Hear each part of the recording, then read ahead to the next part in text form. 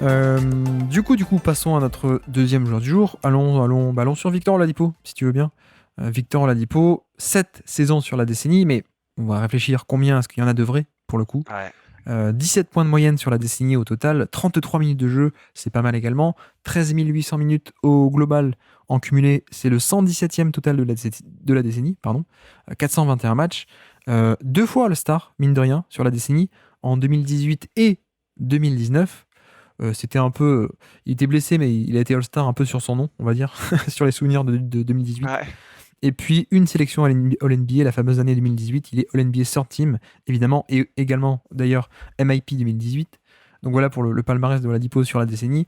Au niveau des comparaisons de draft, NBADraft.net Dwayne Wade. pensait à. Non, il pensait à Tony Allen. Ah ouais? Eh ouais, Ah, eh oui. j'avais vraiment le souvenir de c'était le Dwayne Wade un peu moins abouti offensivement.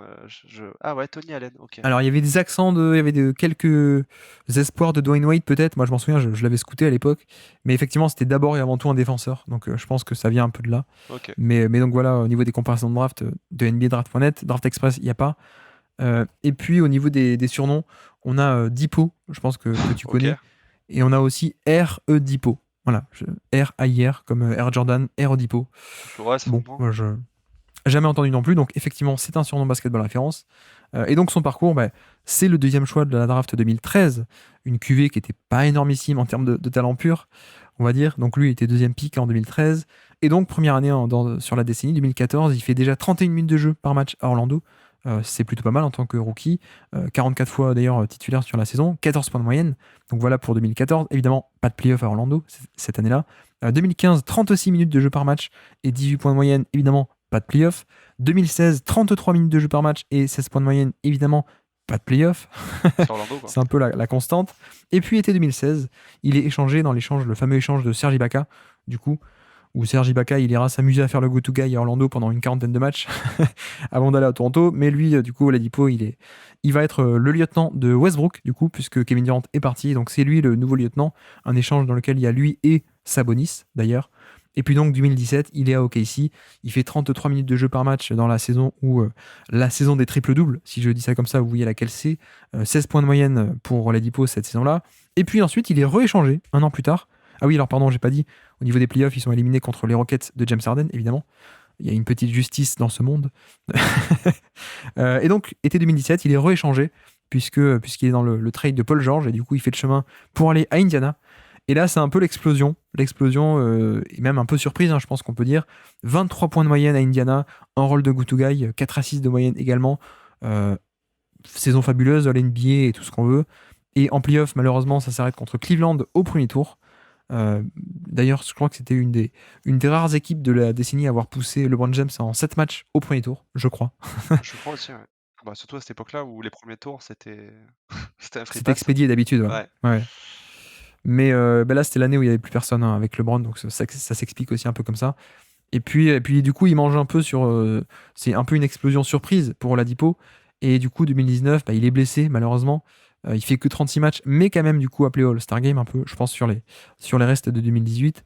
Blessé, il reviendra jamais vraiment. Et puis 2020, Malcolm Brogdon est arrivé. On pense que ça va être bien, le bas court et tout ça. Mais lui est encore blessé, malheureusement. 19 matchs à peine cette saison-là.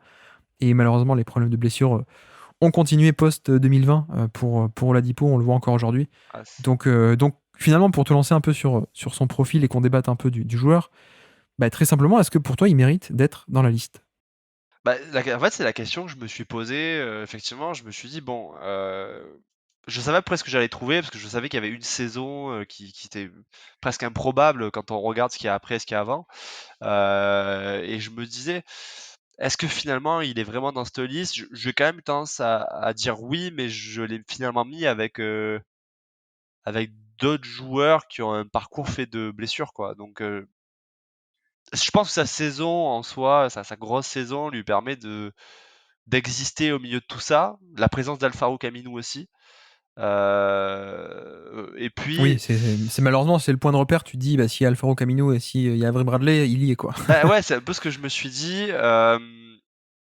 On va dire quand même que son début de décennie, donc son début pour lui, hein, c'est-à-dire à partir de 2013, c'est celui d'un role player plutôt moyen, quoi. C'est-à-dire qu'on lui a donné un rôle un peu important, il n'est pas au niveau, mais c'est quand même un défenseur plutôt honorable, ce qui fait que bah, quand il arrive à OKC, on se dit pas que c'est un choix complètement improbable de l'avoir fait venir dans l'effectif. Mais bah, dans le développement qu'espérait potentiellement Orlando d'un joueur offensif complet, on est quand même assez loin du compte. Et ce qui me fait dire, d'ailleurs, c'est la question que je me suis posée quand je l'ai fait, c'est est-ce que toi, qui l'avais scouté avant son arrivée en NBA, ça te paraissait être une évolution possible cette année 2017-2018 parce que il fait tout bien en fait cette année-là, c'est-à-dire que c'est un bon créateur, c'est un scoreur hyper efficace, alors qu'il a un usage de star, hein, il est à plus de 30%, il me semble. Euh, Est-ce que pour toi c'était quelque chose qui était envisageable en fait par rapport à ce que tu avais vu avant? Bah, disons qu'il n'a pas été drafté numéro 2 pour rien non plus, quoi. Et effectivement, moi je crois que ça reste encore le défenseur le plus incroyable que j'ai jamais scouté. Alors peut-être avec Marcus Smart à l'extérieur, mais les deux, franchement, 2013-2014, on a eu 2 années où Oladipo était fantastique, quoi. Mais c'est vraiment incroyable en termes de défense. Mais c'est vrai qu'il y avait quand même certains flashs qui arrivaient de loin. Voilà, sinon il aurait été drafté 15e, quoi, ou même 25e, quoi. Je veux dire, s'il y avait juste eu la défense. Mais ça restait un truc assez lointain pour le coup, surtout qu'il se fait drafter, il est déjà junior, je crois, donc plutôt déjà un peu vieux, entre guillemets, pour un prospect, hein. En général, quand le développement offensif ne vient pas tôt, on se dit que ça viendra jamais. Donc il y avait un peu un côté surprise, mais c'est vrai que au final, ok, on a la bonne surprise de ce développement. Malheureusement, il y a les blessures après, qui fait que après 2018, il n'y a plus rien, quoi. Il n'y a On, plus on jette rien. à la poubelle 2019 et 2020. Alors que tu vois, si on avait eu le niveau de 2018, on avait pu le voir sur 3 saisons, 18, 19, 20, ça aurait été une très bonne candidature, quoi, finalement. On se poserait moins la question de ce qui doit être dans la liste. C'est qu'en fait, effectivement, avant, bah, tu te dis que t'as qu'une version, ouais, t'as une version en deçà de ce qu'il allait être. Et quand il arrive à ce niveau-là, bah, du coup, il perd sa capacité à scorer parce qu'il y a la blessure. Et puis de toute façon, qu'il a joué 55 matchs sur le restant de la décennie. Donc, Ouais. Bah même, tu vois, tu dis c'est une version pas aussi intéressante. Pour moi, concrètement, dans les standards de la centaine et donc d'un top 100 très exigeant, moi, tout Orlando, je mets à la poubelle en fait, hein. Tout Orlando, je mets un peu à la poubelle parce que c'était du scoring un peu dans le vide et pas efficace dans une équipe qui était nulle de toute façon, donc je mets un peu à la poubelle. Et du coup, ce qui fait qu'au final, t'enlèves aussi les années où il est blessé 19 et 20. Mais en fait, pour moi, il reste 2 saisons. donc Du OKC coup, il y a et la Indiana. saison, c'est ça, ouais, saison 2017 à OKC en tant que lieutenant. Et bon, C'est c'était pas pas non assez. plus une Bah, c'est top ça. année, quoi. Et c'est pour ça que, du coup, l'évolution derrière, tu te dis comment c'est possible qu'il soit passé de cette année-là à OKC à celle d'Indiana, quoi. Bah, c'est ça, pour le coup, c'était une vraie surprise. Mais bon, à la limite, voilà, on prend ce qu'a été. On a 2017 qui est intéressant plus, on va dire, et 2018 qui est fabuleux. Mais finalement, est-ce que 2 saisons, c'est assez pour être dans le top 100, quoi? Parce que Luka Doncic, il a 2 saisons, et il est dans le top 100, mais c'est 2 saisons d'un tout autre calibre, quoi. Je veux bien qu'on ait le côté surprise de Oladipo qui explose un rôle majeur, mais bon, c'était pas non plus du niveau du pic de Luka Doncic ou d'autres qu'on a dans cette décennie, quoi. C'était une saison très sympa, All NBA à coup sûr et très bien, go-to guy de bonne qualité, mais c'était pas une saison de LeBron James, quoi. Donc il y a aussi ce côté-là. Je me pose un peu la question parce que, bon, voilà, saison 2017, pour redire, donc il est lieutenant de Russell Westbrook. L'attaque est quand même assez limitée, on est sur du 21% d'usage à peine, donc vraiment un volume, même pas un volume de deuxième option, hein, pour le coup, vraiment un volume assez moyen, on va dire, de troisième option, avec en plus une efficacité en dessous de la moyenne. Ça rentre pas, quoi. Ouais, ça, tu vois, ça tombe Bah, c'est pas, il ça, me ouais. semble, dedans, quoi. Le shoot est pas là. Ouais. Efficacité globale, moins 3% par rapport à la moyenne, c'est pas bien, hein. C'est pas très Ouais. bien. Et après, effectivement, on a la fameuse année 2018, 30% d'usage et plus 4% par rapport à la moyenne d'efficacité. Donc, une telle efficacité sur un tel volume, c'est bien. Mais au final, ça fait que une saison. Et puis, ok, il y avait du scoring, il y avait un peu de passing, mais c'était pas non plus la panacée, quoi. C'était pas, encore une fois, c'était pas une saison de Luka Doncic qui fait à la fois scoring et playmaking, qui porte l'équipe à lui tout seul. Donc voilà, je me pose un peu la question, comment est-ce qu'on va pondérer tout ça et est-ce que finalement, est-ce qu'il a sa place ou pas dans le classement? Je ne sais pas, je sais pas. En fait, naturellement, quand du coup, tu m'as donné la liste et que j'ai regardé un peu ce qui était positionné, je me suis dit, ah, bah, il y a Chandler Parsons. Donc finalement, c'est un parcours un petit peu semblable, mais même Chandler Parsons, il a quand même, avant ses blessures, euh, il fait quand même deux, trois bonnes saisons qui lui permettent Ouais, d'aller chercher un contrat très élevé. Alors que c'est vrai que dans le cas de Victor Oladipo, il y a une saison Et c'est tout, hein, parce que même, voilà, tu dis, il y en a deux, mais la saison à OKC, je trouve qu'elle est. Enfin, c'est juste qu'il est dans une équipe plus compétitive, mais c'est du même niveau qu'Orlando, quoi.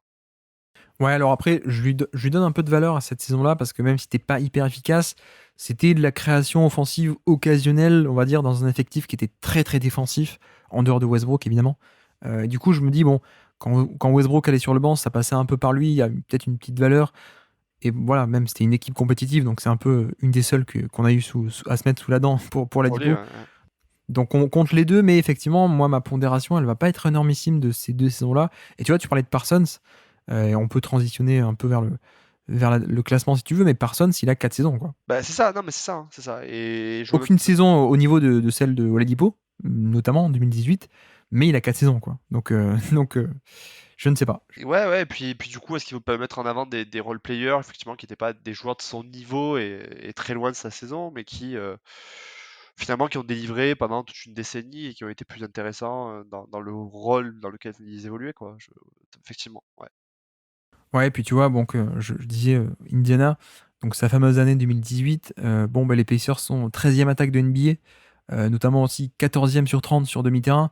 Donc oui, c'était un bon leader, un bon go-to guy, mais quand même assez limité, quoi, finalement. Et en plus, qui jouait à côté d'autres créateurs offensifs que pouvait être Sabonis, qui commence à exploser, que Darren Collison également, qui était là pour faire la main. Bogdanovic aussi était là. Lance Stephenson, on l'oublie un peu, mais il fait une bonne saison en tant que Ouais. dans la création offensive aussi en relais. Donc, non seulement Indiana n'était pas fabuleux, mais en plus, c'était même pas le seul créateur de jeu de cette équipe. Donc, je le mets un peu. Je nuance un peu. Encore une fois, bon, la défense, c'était très cool, mais très cool pour un arrière. Donc, c'est pas pareil que l'impact que peut avoir un pivot protecteur de panier, par exemple. Et ce qui fait que, bah, au final, ouais, on a 2 saisons, une très très bonne, une sympathique. Et il va falloir pondérer tout ça. Il va falloir pondérer tout ça. Donc, bah, passons au classement, si tu veux bien, directement. Parlons concrètement. Tu parlais de Chandler Parsons, qui actuellement est. Combien il est? 78. Ouais, à peu près par là, effectivement, 78-80. Qu'est-ce qu'on fait? On le met encore plus bas ou plus Bah, haut? moi, en fait, je l'avais positionné entre Tobias Harris et Patrick Beverley. Tobias Harris et Patrick Beverley. Donc, ah oui, donc 80 autour de la. Ah oui, c'est très bas, quoi. Dans les 5 derniers, quoi, à peu près. Ouais, c'est ça, parce que après, c'est peut-être moi qui ai un peu trop d'affection pour Tobias Harris, mais, euh, mais je trouve qu'au final, sa décennie est plus complète aussi, donc même s'il a pas un pic comme Oladipo, bon.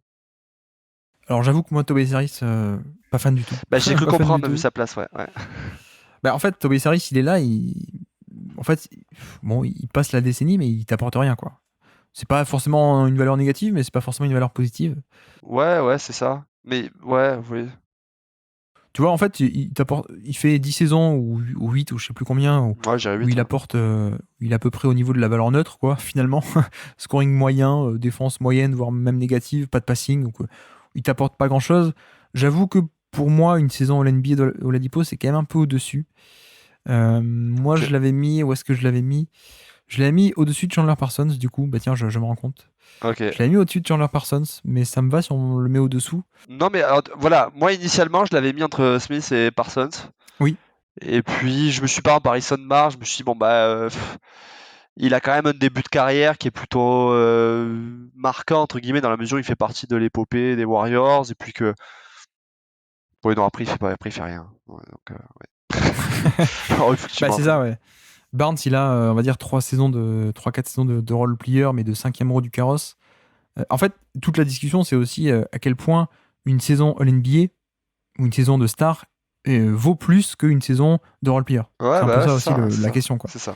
Euh, et je pense que ça vaut 2 fois plus, peut-être 3 fois plus, je sais pas. Je sais pas si on est dans cet ordre-là, mais c'est plus de manière conséquente. Je sais pas ce que t'en penses. Non, mais ça me va. Moi, au début, vraiment, initialement, je l'avais mis, comme je te dis, entre J.R. Smith et Chandler Parsons. Ouais. Si toi, c'était ça aussi, peut-être que en fait, ouais, la première intuition était pas si mal. Ouais, parce que Parsons a 4 années, mais avec en plus quelques petites blessures, même dans ces 4 années, et jamais des gros volumes.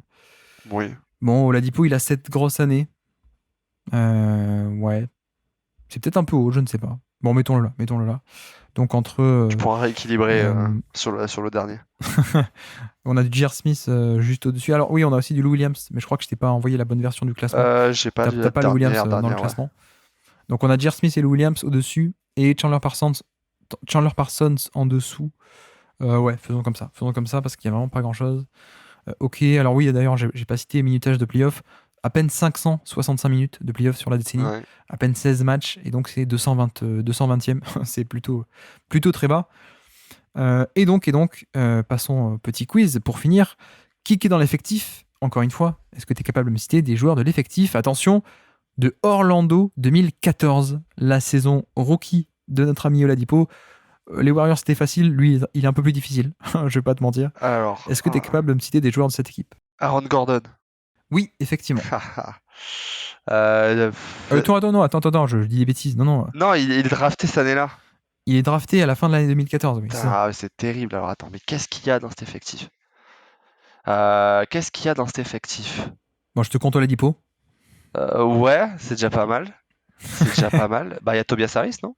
Exactement. Tobias Harris est par là. Tobias Harris, c'est par là. Oh, elle devait être horrible. Je crois que c'est une de ses seules années en carrière, ou en tout cas de la décennie, où il n'a pas été échangé. Je crois que c'est la seule année où il ne s'est pas échangé. Parce que même aux Clippers, il fait pas une saison entière. Ah non, il fait pas une saison entière, il se fait Non, échanger non, aux non. Sixers. Ouais, ok. Ok. Ouah, c'est dur. Parce qu'en fait, j'ai l'impression qu'il y a eu tellement de joueurs qui sont passés par là et tous moyens ou vraiment Ou insipides mauvais que... même. Hein. Ouais, Mauvais. ou mauvais que... Attends, en meneur. Jamir Nelson est encore là? Oui, effectivement, il est là. Jamir Nelson. Jamir Nelson est encore là. Tout à fait. Il y a Victor Oladipo, il y a Tobias Harris. En 5, ça doit être un truc improbable. Il n'y a pas de Nikola Vucevic? Non. Exactement, en 5, c'est Vucevic. Tout à fait. En 5, c'est Vucevic. Et en 4, ils ont dû mettre un joueur qui savait pas tirer, je le sens. Alors, il y en a plusieurs des 4, hein, parce que Orlando était vraiment catastrophique. Notamment, on en avait un qui avait été un role player, un backup à Boston à l'époque, que Kevin Garnett avait fait pleurer. Glenn Davis? Exactement, Big Baby Davis était par là. Ok. Ah ouais, tu vois, j'ai pas ce souvenir-là. Pour moi, il était aux Clippers, tu vois, à ce moment-là. Ah, et après les Clippers, après. Ah, ok. Entre-temps, il a été le go-to guy de facto d'Orlando. Oui, ok. On a quelqu'un qui est passé par Denver aussi, je crois. Un arrière shooter qui est passé par Denver. Aaron Aflalo. Exactement, Aaron Aflalo, qui fait une très bonne saison 2014. Et on avait fait un podcast avec Lucas à l'époque, je me souviens, en février 2014. Lui, il se battait pour Aaron Aflalo, moi pour Lance Stephenson. C'était il y a bien longtemps, les discussions pour l'All-Star Game 2014. Ah ouais. Non, mais ouais, il fait une saison à 18 points. Puis moi, je trouvais qu'il était très esthétique à avoir joué, Aaron Aflalo. J'aimais beaucoup son jeu au poste. Après, on avait plein de jeunes qui venaient d'être draftés. Donc, on avait notamment un poste 4 d'ailleurs, drafté par Orlando, mais canadien, je crois. Je sais pas si ça va t'aider, un poste 4 canadien, qui s'appelait André. Blatch? Non. Non, je veux le placer. Hein. Tu as vu, j'essaie à tout prix Oui, de le mettre. je vois que t'insistes. André N. Alors, pas du André tout. André Nicholson. Ah Ça te dit oui! rien? Mais, oui, si. On avait aussi Si, un si. ailier défensif qui a fait du Orlando, mais qui ensuite a fait beaucoup de... C'était le pote de Alfaro Camino à Portland, d'ailleurs. Moirkless, ouais, Moirkless. Exactement, Moirkless, qui était par là. On avait un intérieur qui a fait Orlando, qui a fait aussi du New York, je crois, qui a un nom de famille irlandais, j'ai envie de dire. O apostrophe. Ça te dit rien, ça? O apostrophe. Si. Il shootait pas trop. Ah, il shootait, non? Un peu, ouais. Ouais, mal, mais du coup, à l'époque, c'était un intérieur shooter. Non, mais ça vient pas. Il s'appelle Kyle. Kylo Quinn. Exactement, Quinn. Kylo Quinn. D'ailleurs, en parlant de apostrophe, on avait quelqu'un, son prénom avait aussi une apostrophe, c'était E apostrophe. Étoine Moore, ouais, Étoine Moore. Exactement, Étoine Moore. Oh, il a eu une carrière plutôt pas mal. Enfin, bon. Plutôt pas mal, ouais. Plutôt pas mal. On avait quelqu'un aussi, alors je sais pas si tu t'en souviens pas, sans doute pas, puisqu'il a été non drafté cette année-là, il était rookie, mais qui ensuite a été un pivot sympathique du côté des Spurs, qui a fait ensuite, il est parti à Sacramento, je crois. Thiago Splitter? Non, parti à Sacramento, mais ça n'a pas marché, et là il a été backup, il est backup à Miami actuellement, depuis pas mal de temps. Ah, Dwayne Dedmon. C'est ça? Ouais, ouais, c'est vrai. Exactement, Dwayne Dedmon. C'est son année rookie, il est non drafté. Et on avait peut-être un dernier que je peux te faire deviner. Un poste 4 backup qui a fait plein d'années à Détroit, notamment. Très costaud, très costaud, très carré. Ah, oui, je l'ai. Oui. C'était un cube sur patte. Exactement. Ah C'était pas Rodney Stuckey, c'était pas Will Bynum, c'était pense à la toison d'or. Qui va chercher la toison d'or dans la mythologie? C'est Jason. Ouais. Ah, Maxiel. Exactement, Jason Maxill. Ouf. Ah, je t'avais dit, Bon, j'étais dans le après, dur ce soir, mais ouais, effectivement, ça vient pas vite. Hein. Jason Maxill. Non, mais alors, après, celui-là est très difficile comme quiz. Hein. Et puis, Doran Lamb était par là. Ronnie Price était par là aussi. Ok, ouais. Et J'aurais puis, du mal. Solomon Jones et Adonis Thomas, mais ceux-là, on les oublie.